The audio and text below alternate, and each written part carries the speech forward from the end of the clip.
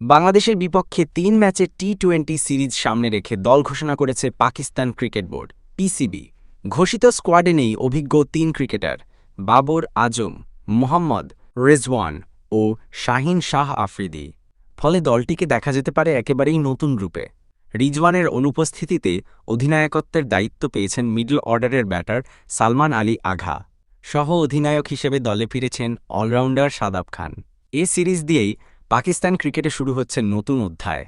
দলের প্রধান কোচ হিসেবে অভিষেক হতে যাচ্ছে সাবেক কিউই কোচ মাইক হেসনের।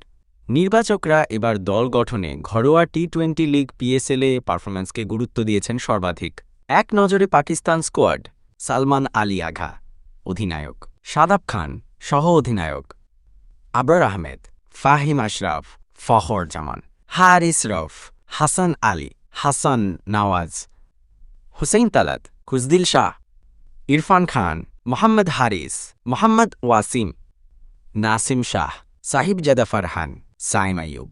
যদিও এখনও সিরিজের পূর্ণাঙ্গ সূচি প্রকাশ হয়নি, তবে পিসিবির ওয়েবসাইট অনুযায়ী সিরিজ শুরু হতে পারে মে মাসের ২৭ তারিখ থেকে।